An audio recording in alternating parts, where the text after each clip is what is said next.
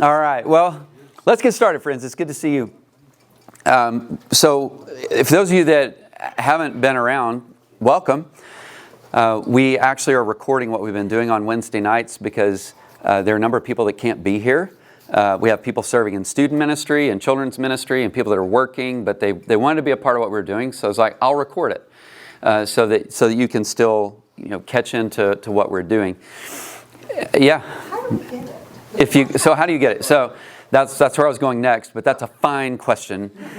So if you don't know, if you go to Woodridge's page on YouTube, now go to Woodridge Kingwood, please, because there is more than one Woodridge. There's one in Alabama. And the reason I know that is because apparently the pastor of Woodridge in Alabama did a sermon. And I didn't care to go look at it because I'm busy. But he really ticked some people off. And so they started calling us. And people demanding to talk to me. And it was something about Nike, and I think he cut up Nike shoes or something in his sermon. I was like, why would you do that? They're expensive. I mean, that just doesn't, if you don't buy them or whatever, but cutting them up. Yeah. So they call, and you just couldn't believe that I would do something like that. And people were like, he didn't. It ended up facilitating some interesting conversations, but whatever. So you got to go to our actual page, and it loads up there. So if you are kind of coming in, you can get caught up by going there. We've been talking about, ethical issues that Christians are facing today, and how do we think through those things. I'm not going to rehearse everything that we've talked about because it's too much. And now to go to Woodridge's YouTube page, and you'll find it there.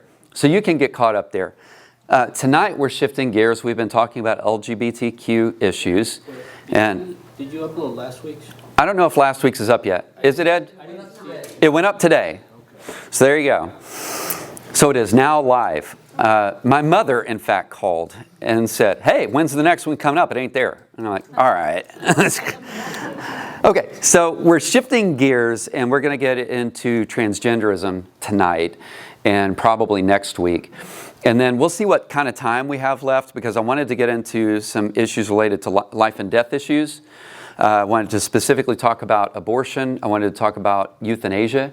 Is euthanasia a viable moral option for Christians? Some would call that mercy killing. Is that compatible with the Christian faith? And then if we have time, we could get into war.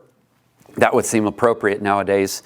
I don't know why, but it seems like that would be appropriate. But tonight I want to introduce us. I want to give you some background into what's really going on in the discussion centered or revolving around transgenderism. It's interesting. There's a guy named Preston Sprinkle. I've talked about him before, and I'm actually going to borrow from him and a couple of others pretty heavily for what we're going to be talking about. He has a podcast called Theology in the Raw, and I recommend it to you. It's really, really good. And Preston tries to spend some time, holding the line, but showing you how to do it well and how to facilitate good conversations with people with whom you have a disagreement. And I think that's good. We need those kinds of examples. So to that, I want to talk about some helps up front. Before I've talked about, hey, here's some books that you might want to look into. Here's a podcast you might want to look into, or something like that. So Preston Sprinkle has a book called Embodied, and I would highly recommend that book to you. There's another that you can look up called Parenting LGBTQ Kids. So for those of you that are on the parenting side of it, how do we handle that? And especially given that the percentages of people that are identifying in one of these categories has grown, it's probably worth your time. But there's also a thing called the Center for Faith, Sexuality, and Gender. Preston Sprinkle is a part of that. And I think that that's a useful resource for you. So feel free to write those down. The book Embodied, Parenting LGBTQ Kids, and then the Center for Faith, Sexuality, and Gender. All of those are great ways to start. I didn't say to finish the conversation, but those are great ways to start. And again, the podcast is called Theology in the Raw. And you'll actually see Preston interact with people that are transgendered, and they dialogue back and forth. And I think he really does. I think he does a great job in handling the conversations. I've found this to be true, especially as I do something like Theology on Tap down in Houston, and we talk about if we talk about these issues. People want to have conversations. That has proven to be true to me. People want to have conversations about this and other things. How you handle yourself in the conversation is really what matters a lot. And so I always recommend, just showing people respect. I think people deserve respect. As the pastor of this church, I can tell you we've already had people that are transgendered walking through the door. And so the question is, well, how do you handle that? And the answer is, well, I hope that they walk through the door. I mean, where else are you going to hear the gospel? I want people here. You know who else I want here? I want gossipers in this church. I don't want them gossiping when they're in the church or about the church, but I want them to bring it to the church. I think there's healing to be found here. I bring that up because last week when we were talking about 1 Corinthians 6 and 1 Timothy 1:10, specifically about homosexuality, there are a list of things that are there that are considered vices or sins. And if we're not careful, we can zoom in on one part and forget the list. And I don't think that's fair. And we need to do better. And so we should. Tonight, for a little bit of background, y'all ready? Y'all ready to go? All right, if you have pens and paper, get ready to scribble, people, because we have a few things to talk about. So when it comes to terms, I want to start with talking with some terminology, because there's a lot of it that flies around. And I'm not gonna give you everything. I just want you to have the big picture. Does that make sense? When you talk about the word transgendered, there are two researchers named Stanton and Yarhouse. And I've mentioned them before because they really write prolifically about homosexuality or same-sex attraction. But the word transgendered basically is this. It's like an umbrella, meaning kinds of experience. Does that make sense? It's like an umbrella term for the many ways in which people might experience and or present or express their gender identities. And this is the key: differently from people whose sense of identity, they would say, is congruent with their biology. So kind of how they're feeling on the inside actually matches themselves biologically. And I'm talking about literally anatomically. It matches. So this could fall into something like this. You might hear a male that doesn't feel masculine. They feel like there's an incongruity between the way they feel in their body. Or severe, what is called gender dysphoria. And I'll unpack this for you here in a little bit, so hold on. But severe gender dysphoria, where they feel like they were born in the wrong body. And you're probably hearing a little bit more of that. We're going to get into, what's going on? Why all of a sudden are you seeing rates of this escalating out there? I think that's a fair question. We're just not going to do it right now. We'll get to it here in a little bit. You might hear the word non-binary. How many of you have heard that word? The big idea here is that there's a wide range of gender identities that are not exclusively male or female, or you might say masculine or feminine. There are other possibilities there. That's usually organized under the language of non-binary. Binary means two. Well, you get the idea. If you go to 3, you're not talking about binaries anymore. Under that, binary categories, they say, they do not reflect their gender experience. Male or female. Make sense? Well, that doesn't really reflect my gender experience. That would be a way of understanding it. Other terms that are often connected to non-binary would include something like gender fluid. There's a fluidity to my gender, or even pan-gender. Pan is the Greek word that means all. So there's this whole canopy of things and ways that people might identify. So this is the big idea. If a person says that they're non-binary, they typically don't mean they are neither male nor female biologically. That's not usually what they mean. It means they don't fit neatly into those categories. That's what they're talking about. Remember, there's an incongruence between their felt experience and their actual body. Now, we're not going to do this yet. We'll get to this here in a little bit. But what that means is that you have to pull two terms apart that only very recently were never pulled apart, and that is gender and sex. That's a very recent development to pull those things apart. But very recently, they started to pull those things apart. You go 10, 15 years ago, you didn't find those categories separated. They were always, when you talked about gender, you were talking about biological sex and vice versa. Nowadays, you can't assume that, okay? Here's another one that you will run into, gender dysphoria. Euphoria is like a great state, right? I don't mean like Texas. I just mean it's like a great state of being. You're flourishing. Dysphoria is kind of like dystopian, All right, you're talking about this. This is not good. So with gender dysphoria, this is a term used for the distress that people feel when their internal sense of self doesn't match their biological sex. Now this can have a range. It's not like on a scale of 0 to 10, there's an actual scale. For some people it's very mild.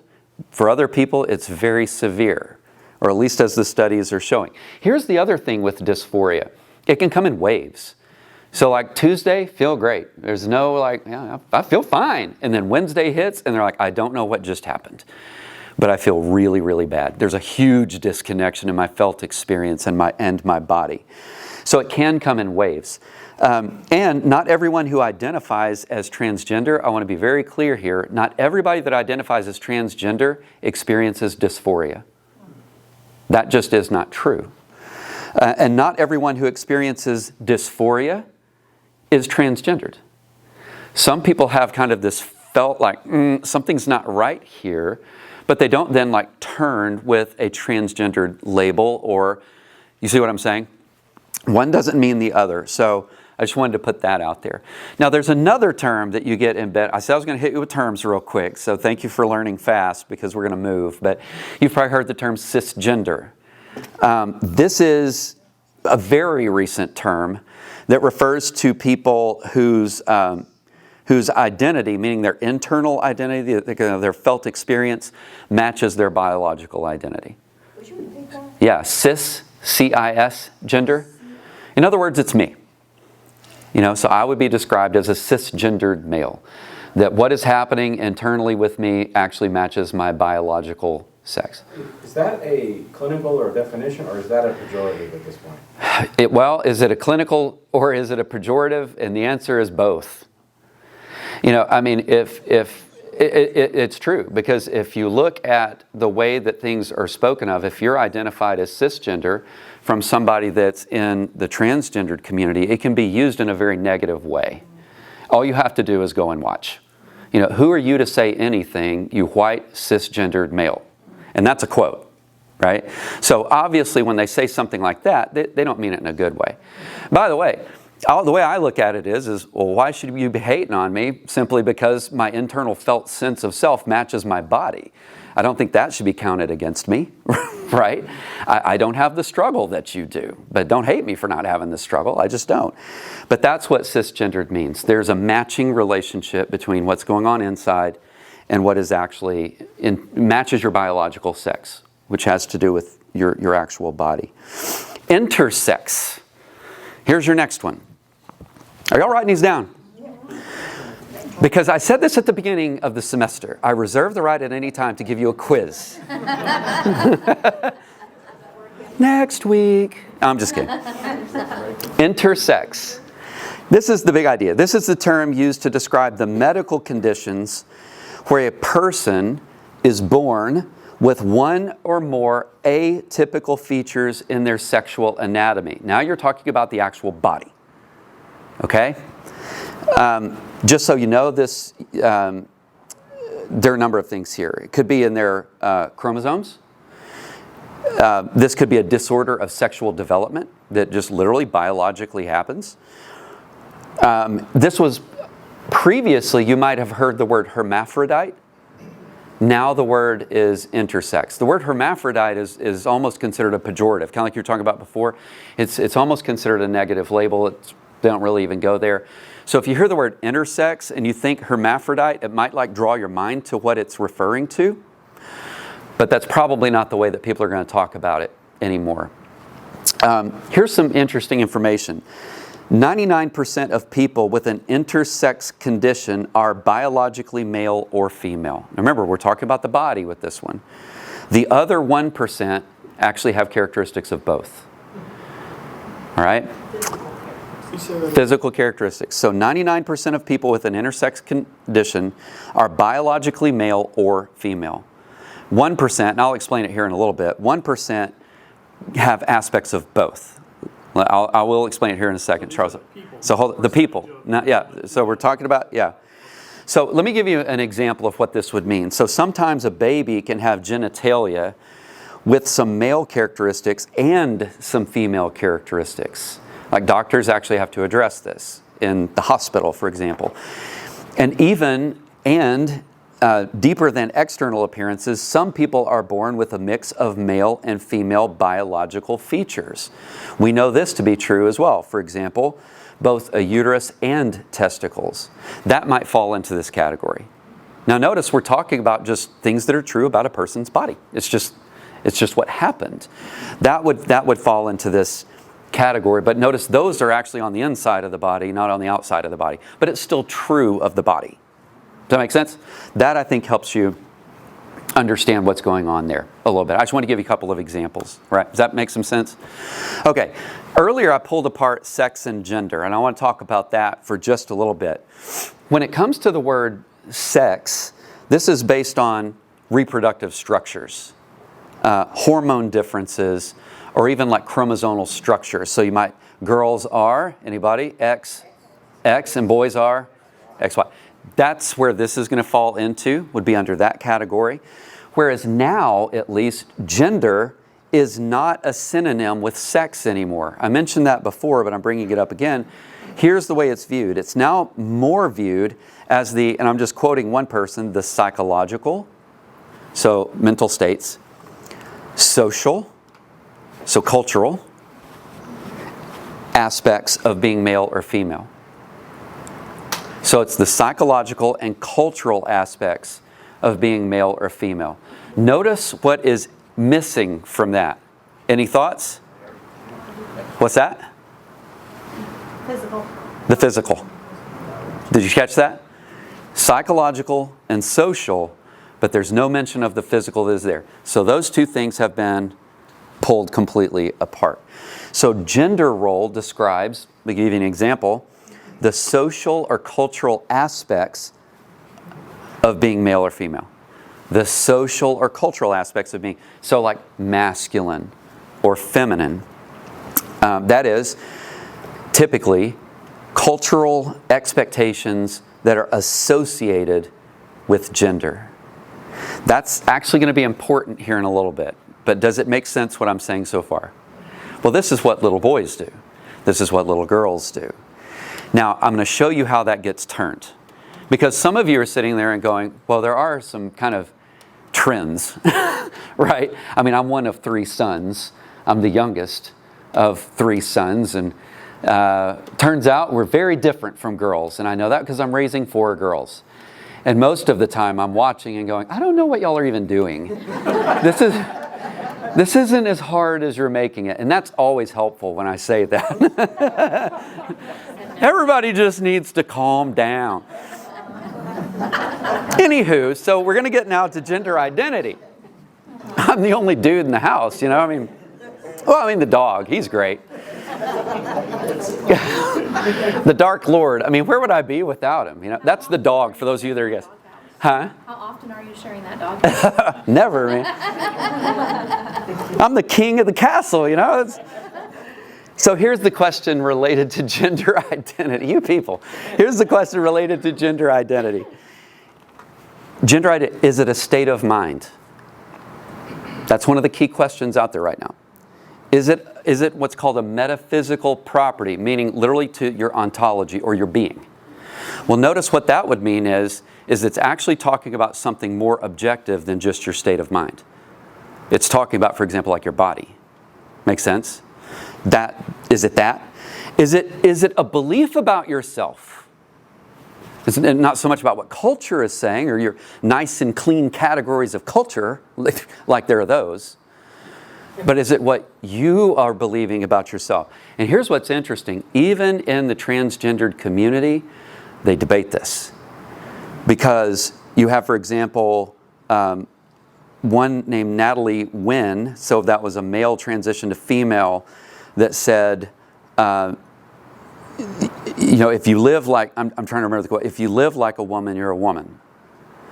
But then you have another named Blair White, who was a male that transitioned to female, that says, no, you have to have a medical diagnosis to be transgendered. Well, those are 2 transgendered persons, and they're not saying the same thing. One of them, notice, is connecting transgenderism specifically to the body. No, you have to have a condition. Did you catch that? Whereas the other was like, No, if you just want to live like a female, then that's just what you are. Do you see the difference between the two? So I bring this up on the front end basically to say the idea that all these categories are nice and clean and settled, even within the transgendered community, that is false. That is not true. Those are just two examples that I wanted to give you. So, Facebook, our friend. How many identities are there? At one point, Facebook had 71 gender identities. No, I'm not done. And they even have a custom gender option feature. Did y'all know that? 71. And I remember when I was researching on this, and I was like, 71, name them. I was just being, I was in a mood that day. 71 gender identities. And that custom feature, it's like, well, what do you want to create? And I'm like, well, that could go on a long time. I mean, how creative are we with ourselves? But that's the truth. So if you say that there can only be two, male or female, the usual response is, oh, you mean biological sex? You see where that came from now? Oh, that's what you mean. They're already somewhere else in the conversation. And I bring it up so you're not talking past each other. They're thinking in the contemporary term of gender. You are thinking probably in the category of biological sex. Does that make sense? And if you don't wrap your noggin around that, you're going to talk past each other. It's just true. So how do you determine gender identity? I'm so glad you asked over there, Charles. I'm checking my Facebook. He's on Facebook now researching. It's like on Sunday morning when I say, get your Bibles out. You can have your phone out so long as you're actually looking at your Bible, and people are like, I was trying to see. I mean, good grief. Change it from male to something. I'm not Okay. selected as He's over here. He's creating a category while we're talking. How do you determine gender identity? Here's a couple of ways of looking at it. One is called the self-identity view. You are who you say you are. That would follow perfectly in line with Natalie Wynn. If you just say you're a woman, you're a woman. Remember that?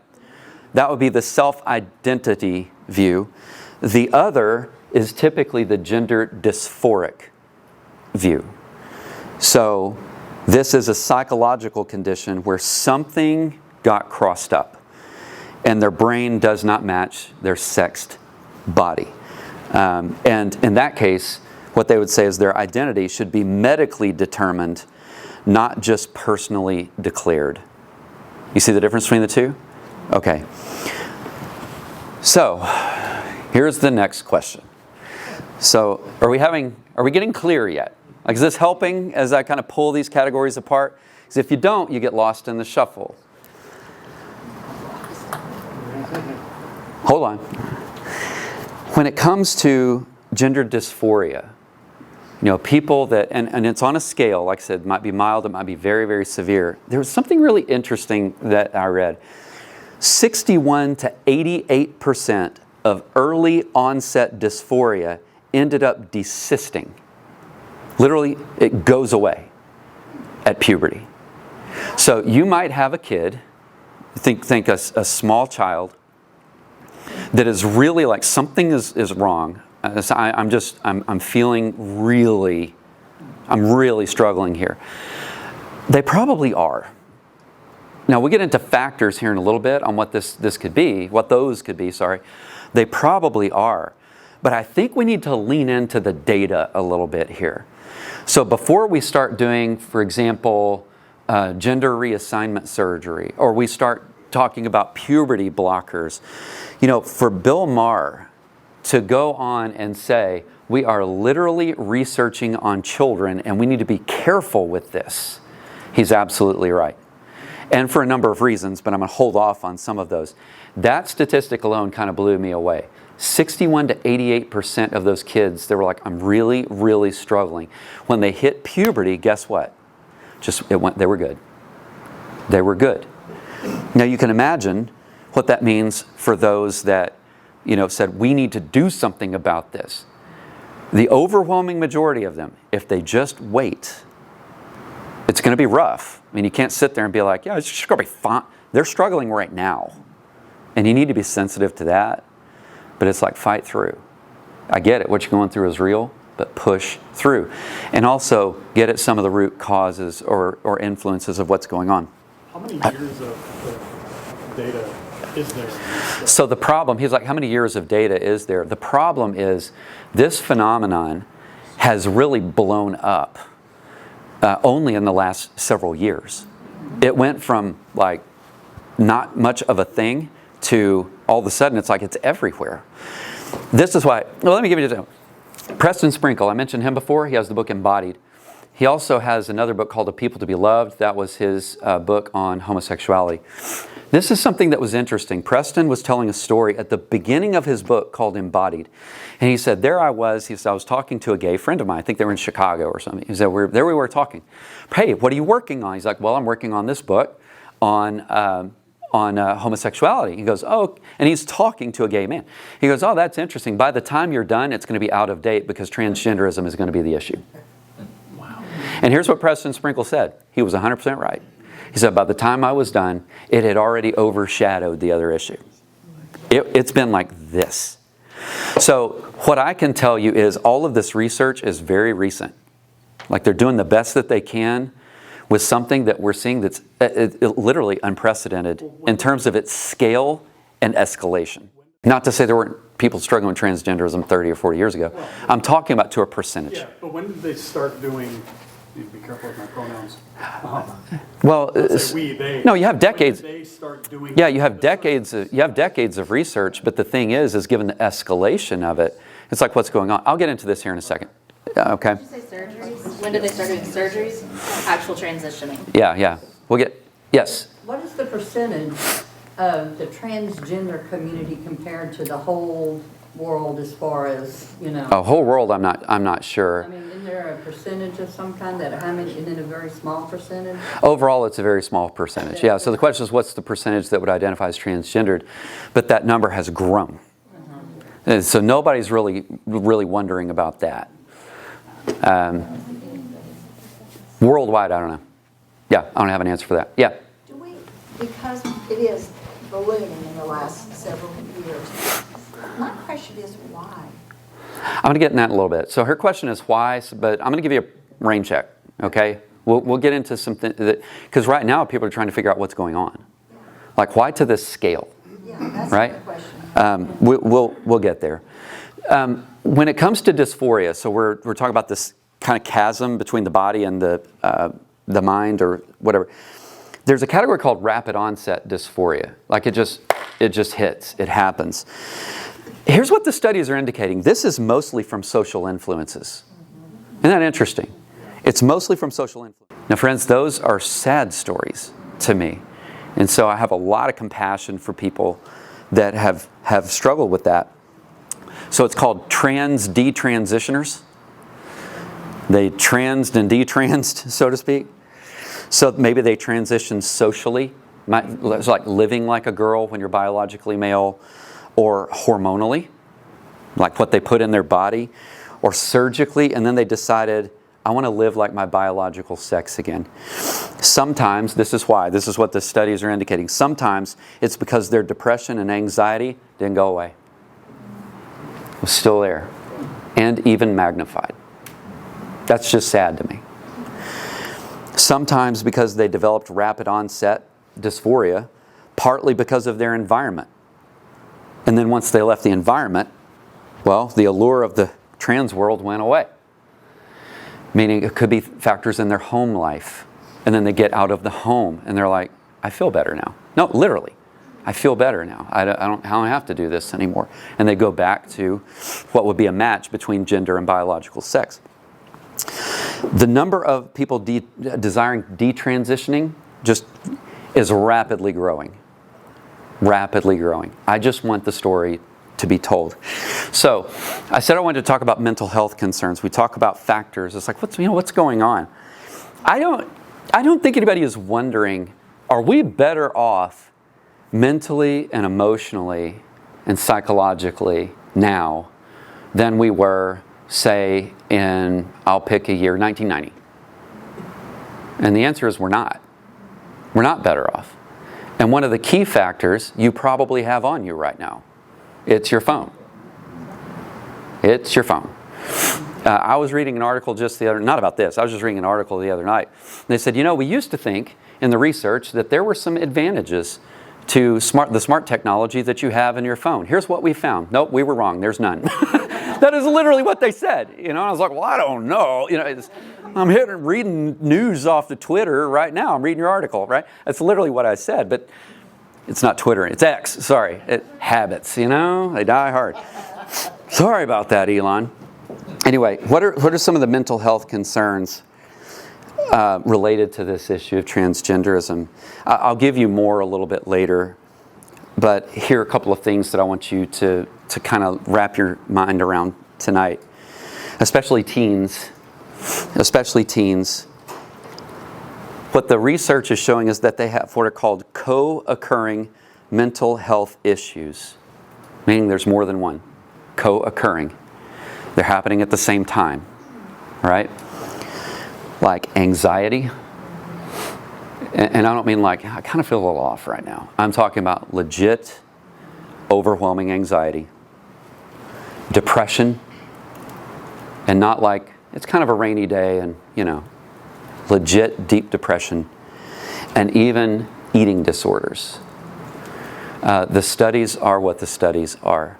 There's a deep correlation here between people with teens with co-occurring mental health issues and their desire or their struggle with this topic. Transgender people also, and what the studies have found, their rates of borderline personality disorder, schizophrenia, obsessive compulsive disorder, attention hyperactive disorder, and even autism, they're at a higher rate than the general public. Is that bipolar? It's in there. Yep. So for example, people with gender dysphoria are 10 times more likely to be on the autism spectrum. 10 times. Now, I don't have an answer for like how that works out. I'm just telling you what the data would tell you. There's a real struggle here that goes with a mental health issue, and these people need help. Like they need to see their need for help. But 10 times? That's massive. It's based on basically a population distribution of the cases that they study. Is what it is. Which would also translate to 26% when you go to teenagers. And this one was from Preston Sprinkle. 26% of trans teens seeking sex reassignment were autistic. There they were seeking it, and they were also diagnosed, like clinically, with autism. 26%. Now again, how does all of that work out? I'm not sure that we know just yet. Does that make sense? But we can make the correlation. Now this is the part where I go, so slow down. Slow down. Because when you're saying, hey, I think I know what will help this person out, we're going to give them some sort of medication that's going to block the natural flow of what their body would produce. And then we're going to do something surgically. I agree with Bill Maher on this. We're literally experimenting because the rate of escalation is unprecedented. And that's why slow down. Because you might do something that could be pretty difficult to undo after you've done it. Make sense? So I wanted to jump in on rapid onset gender dysphoria, and this is kind of where we'll stop for tonight. I have somewhere to be at 7:30. Sorry about that, but has this been helpful so far? We do have more to go, and then we'll pick up next week. How did I almost forget to say next week, right? So there's this place called the Tavistock Centre. This is in London, the Tavistock Centre. In fact, it's come under pretty heavy fire. By mainly the T community, LGBT community. They've really come under fire, if not even near shut down because of pressure. The Tavistock Centre in London treated 51 children. I just want to give you some perspective on scale. They treated 51 children. That was 34 males and 17 females. And they were teens. So did I say that? They were teens. This was in 2009. So that's really recent, right? Who had gender dysphoria or who were identifying as transgendered. 51. So you have a 31 male to 17 female ratio. In 2016, how many years is that? Good job, class.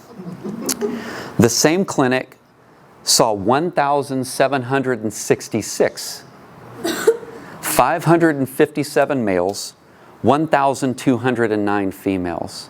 Now, what are some observations that you make there? One is probably the number. That's a big jump. That is a big jump. Did you notice anything else? The females overtook the males in terms of the distribution, significantly. It's a 5,000% increase in females in 7 years. 5,000%. You get what I said. I want you to get like the perspective on the scale of what's happening here. We've never seen anything like it. And by the way, that was in the UK. That's where the Tavistock Center is. Here's the kicker. There are similar upticks in Sweden, in Canada, and in the United States. Similar upticks. Now, there's a researcher at Brown University, Lisa, well, I should have written her name down. Lisa Littman. I got it. Lisa Littman.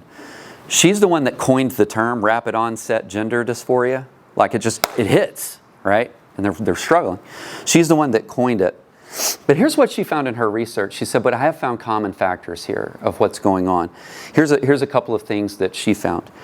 Few showed signs of dysphoria growing up. Now, they were just kids, you know? Their new identity just appeared out of the blue. That's the rapid onset part, right? And when it happens, the parents are sitting there going, what's going on? Like, why the struggle? Here were some other things that Littman found. Many, if not all, of their friends at school were transgendered. That's not enough, though. And their coming out as transgendered followed their friends coming out as transgendered. You see what I'm saying? One was transgendered, then another friend came out as transgendered. Next thing you know, your kid is struggling with this as well. She said that is a very common theme here. Just so you know about teens, there's a lot going on there. Like, I would have totally skipped the middle school years if I could. Awful. They were horrible, objectively, for everybody, ever, at all times.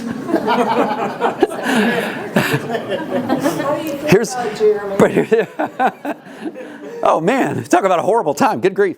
Sit down and talk about it. I need to lay down and talk about it, I think. Even in cases of suicide, I'm just going to give you another example. Have you ever noticed that if a teenager commits suicide, everybody at the schools and their churches that are connected to it go on red alert? And why is that? It's because the copycat effect is very real. It's very real. Now, I'm not going to pretend like I've got all that figured out on how it works or why it works. I'm telling you, that's the truth. So notice here we have an escalation with transgenderism, right? And it's like, well, this kid came out, then their friend came out, they're my friend, and so now I'm struggling with it. I just see a correlation there. Here are some other things that she came out as. Many of them were willing to become transgendered because when their friends did, they became more popular because of it. That would fall under the social influence category. But that's what Littman was saying. The research is just what the research is. Here were some other factors. They had heavy online and social media activity surrounding their coming out. You know what that means, right? So Instagram or whatever else, which is where more of the teens are. They're not on Facebook anymore with you people, you know. They're on the Insta. And so they just blast that thing out there and they're celebrated for it. Right? So there's an instant hit in your dopamine, right? You found a community. You found affirmation. You get the idea. What she went on to say is, as the research continued, most had other mental health concerns that had not been addressed. For example, of those that she studied, Lisa Littman, 63%, and I'm just quoting her here, had one or more diagnoses of psychiatric disorders or neurodevelopmental disability before the onset of gender dysphoria. there were serious mental health issues going on before. The diagnoses included, of the people that she studied, 48% had a traumatic or stressful event prior to rapid onset gender dysphoria. So hitting about half of them. 45% were engaging in non-suicidal self-injury. So one example of that would include cutting. And just as a heads up, if somebody is cutting, they're not usually trying to kill themselves. And if they do, more times than not, they didn't mean to. They hit something and it was like, oh my gosh. They're trying to feel something. You see what I'm saying? But 45% were doing non-suicidal self-injury. That's substantial. What she found of her caseload, 15% ADHD, 12% OCD, 12% of hers were autistic, 7% had serious eating disorders, and 7% were bipolar. I think you brought up bipolarity. 7% were bipolar. Here's the thing, maybe, because the word I mentioned before was preceding the struggle, maybe it would be good if we could get out ahead of it so that we don't compound the struggle, this is plural, that people are having. Right? Maybe if we can find a way to like see, diagnose, and try to help. I'm not saying cure, because mental is tough, but at least trying and getting the help that they need, maybe we can curb the escalation of what we're seeing right now. It's just a thought. For those that are seeking transition, only 28% of clinicians, and this kind of blew my mind, and I owe this one totally to Preston Sprinkle, only 28% of clinicians explored the mental health issue first. In spite of the data that we've got, only 28% said we need to start somewhere else. So we don't need to go here, we need to go here, right? I mean, if we're really trying to help somebody, you want to get the root. One parent, and this is from the book Embodied, one parent, quote, tried to give our son's trans doctor a medical history, but she refused to accept it. She said the half-hour diagnosis in her office with him, meaning her son, was sufficient. So skip the medical history. I was with your son for 30 minutes, and we're going to go forward with treatment.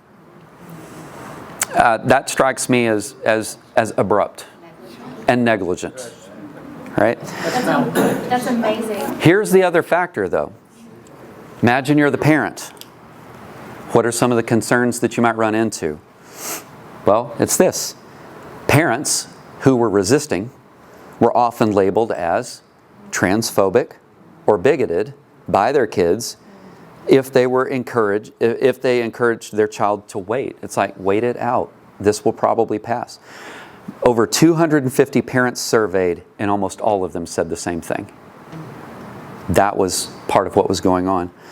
Littman, who I was quoting from Brown, she said the majority of kids said transitioning would solve their problems, and most were unwilling to address mental health issues before seeking treatment, based on the ones that she was actually meeting with and researching.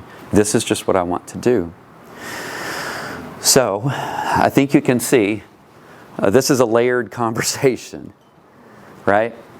There's a lot of data out there, but a lot of it's fresh. And you can imagine, you're trying to be like, keep the plate spinning, because it's happening so fast.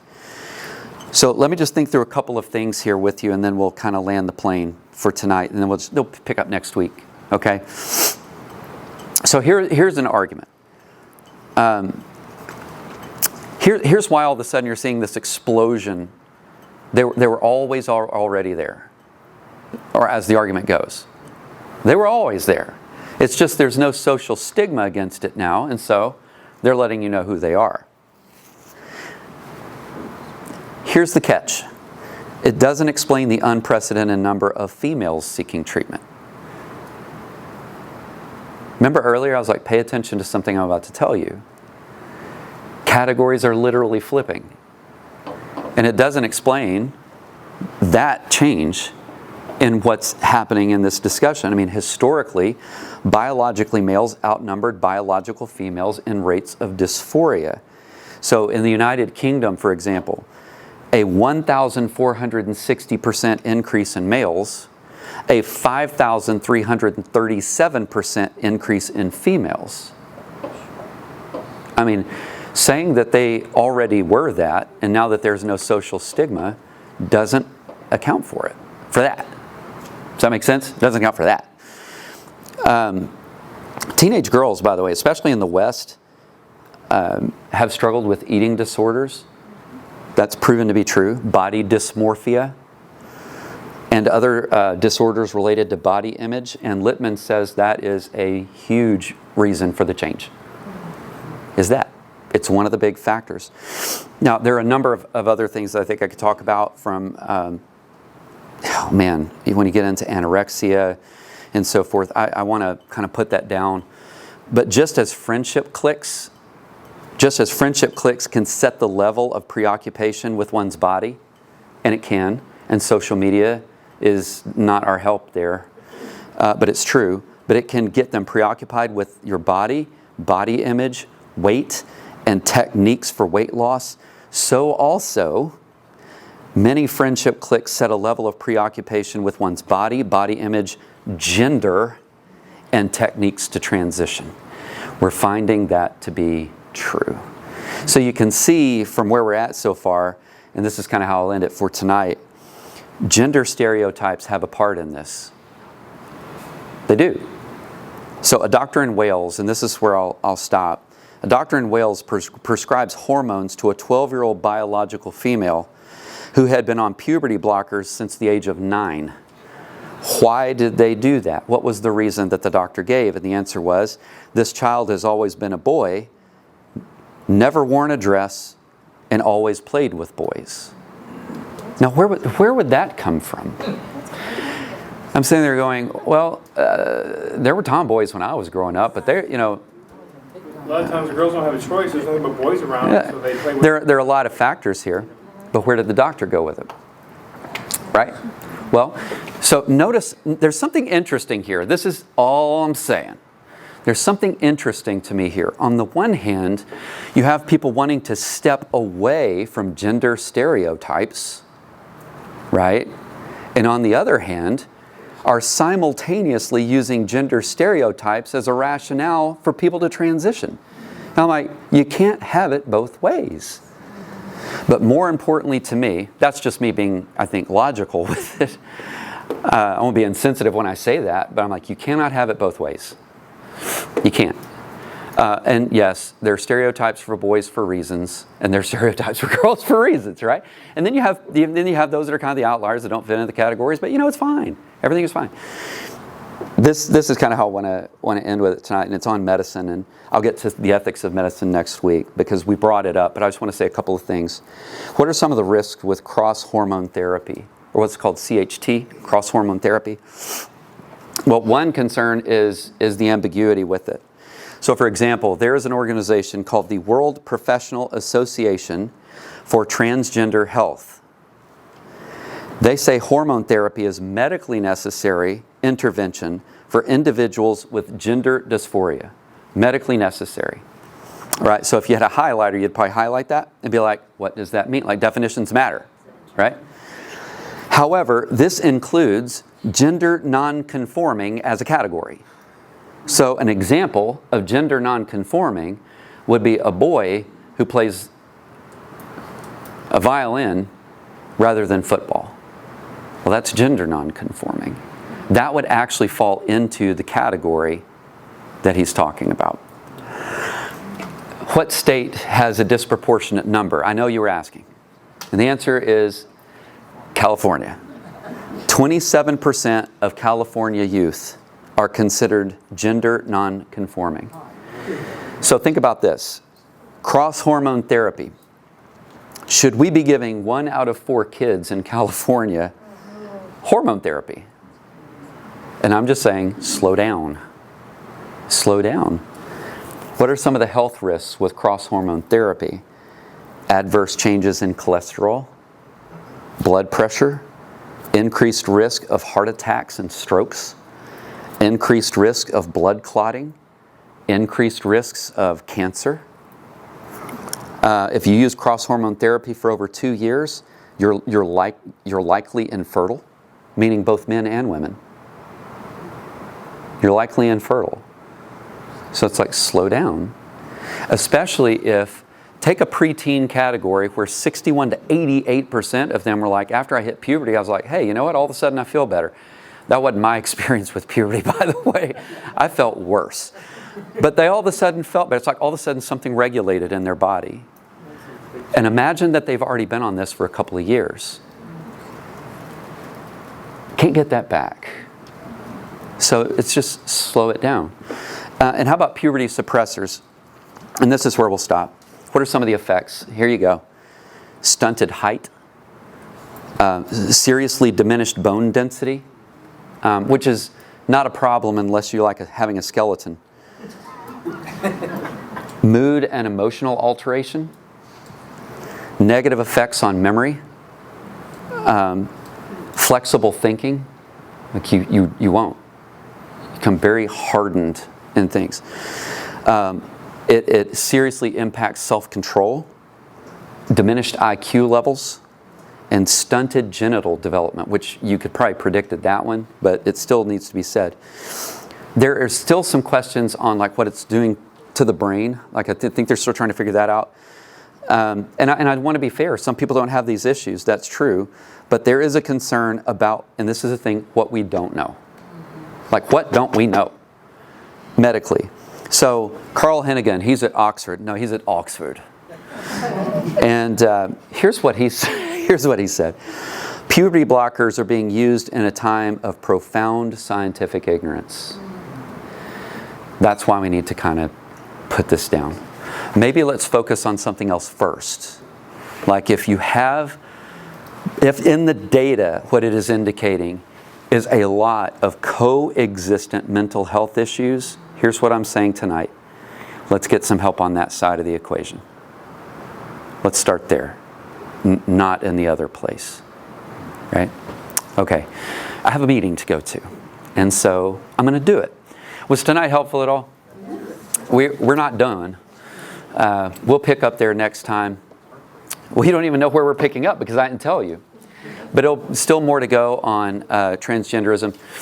We will get into, does the Bible have any say about this? We'll get into pastoral, like how do you handle this pastorally? What are some of the pastoral questions? Those are the things that we'll be coming up with next time, but hopefully a good start. I'm going to pray us out. It's good to see you, my friends. Thankful for you.